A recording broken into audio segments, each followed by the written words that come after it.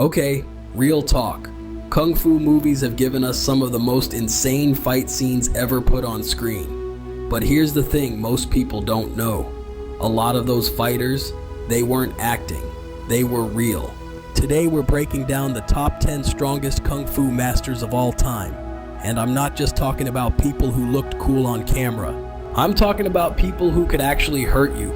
Some of these names you'll recognize immediately. Others might surprise you. And by the time we get to number 1, I think you'll understand why he's at the top. Let's get into it. Starting things off at number 10, Sammo Hung. Now if you've never heard of him, picture this. A guy who looks like he shouldn't be able to move fast and then absolutely destroys everyone in the room. That's Sammo. Born in 1952 in Hong Kong, Sammo started training at the Peking Opera School as a kid. And trust me, that place was no joke.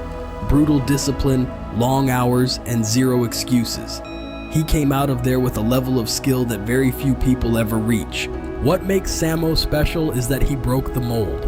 The idea that a Kung Fu master has to be lean and athletic, he threw that out the window. His fighting style is built on close combat, incredible balance, and real technical precision. He's also one of the greatest fight choreographers who ever lived. The guy helped shape what Hong Kong action cinema became. Don't let the size fool you. Sammo Hung is the real deal. Number 9, Wong Fei Hung.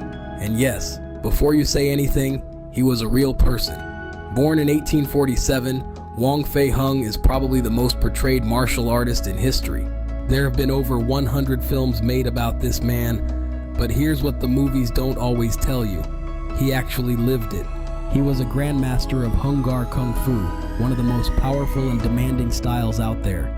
He was also a traditional Chinese doctor, which tells you a lot about the kind of man he was, someone who understood the body inside and out. What sets Wong apart is that he wasn't just a fighter in a dojo. He used his skills in real situations, defending civilians during some of the most chaotic and dangerous periods in Chinese history. His whole philosophy was rooted in discipline and morality, strength with purpose. That's what made him legendary. Number 8, Tony Jaa. And if you haven't seen his work yet, please go watch Ong Bak after this. I'll wait. Born in 1976 in Thailand, Tony Jaa is the guy who reminded the world what real martial arts looks like on screen. No wires, no CGI, no camera tricks, just pure raw physical ability. He trained in Muay Boran, ancient Thai combat, from a very young age, and it shows in every single fight scene he's ever done. His style is aggressive and direct. Knees, elbows, devastating speed. He moves like someone who actually means it. When Ong Bak came out, people genuinely didn't believe the stunts were real. They had to show behind the scenes footage to prove it. That's how good he is. Tony Jaa is in a different league. Number 7, Chuck Norris. And look, yes, the memes exist, but strip all of that away, and what you've got is a genuinely elite martial artist. Born in 1940, Chuck Norris didn't just play a tough guy in movies, he competed at the highest levels of real martial arts tournaments.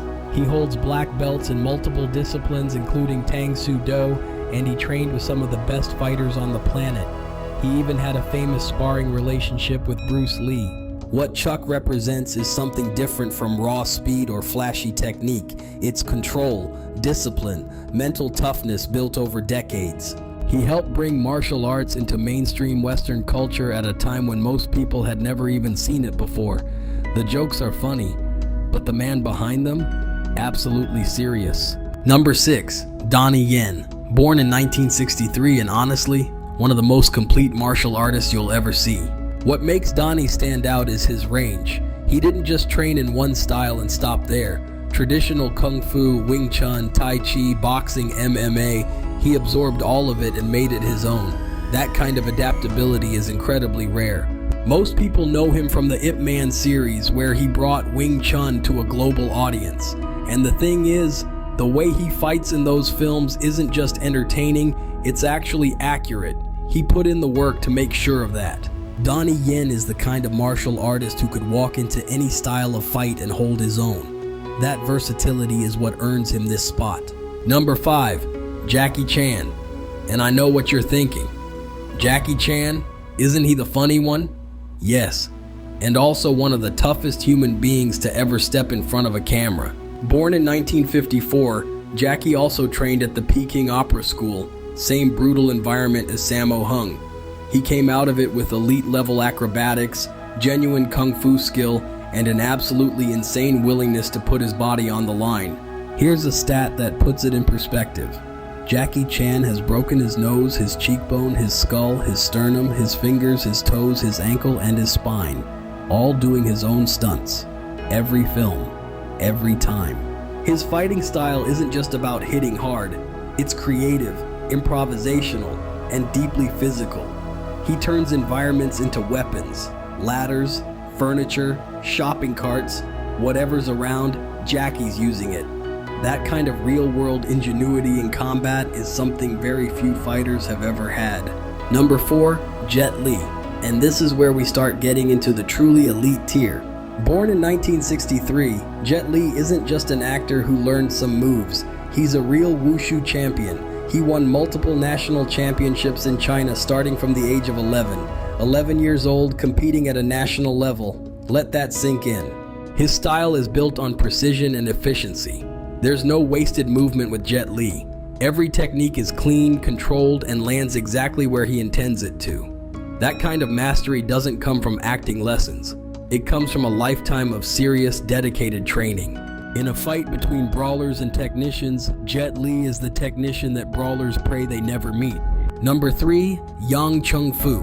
And I'll be honest, this might be the name on this list that fewer people recognize, but he absolutely deserves this spot. Born in 1883, Yang Chung-fu transformed Tai Chi. And I know, when most people hear Tai Chi, they think of slow movements in a park, older people doing gentle stretches. That's not what Yang Chung-fu was doing. He took his family's martial art and refined it into something that was genuinely powerful in real combat. His specialty was internal energy, using redirection, structure, and balance to neutralize force rather than meeting it head-on. It sounds almost philosophical, but the results were devastating. He spread Tai Chi to the world, trained hundreds of students, and left behind a legacy that's still felt in martial arts circles today. Real combat Tai Chi is not what people expect. Yang Chung-fu is why. Number 2, Bruce Lee. And look, you knew he was going to be here. Born in 1940, died far too young in 1973. But in that short time, Bruce Lee changed everything. Not just kung fu, not just martial arts, the entire way human beings think about combat and physical training. He created Jeet Kune Do, a philosophy that said forget the rigid styles, forget the rules, use what works and cut out what doesn't. That idea sounds obvious now because Bruce Lee made it obvious. Before him, it wasn't. His speed was genuinely documented as being beyond what most cameras at the time could capture at standard frame rates.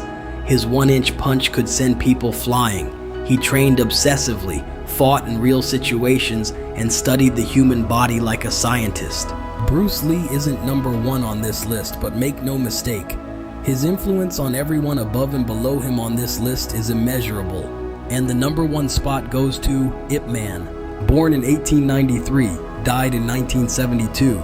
The man who taught Bruce Lee, the grandmaster of Wing Chun Kung Fu, and in my opinion, the most important martial artist who ever lived.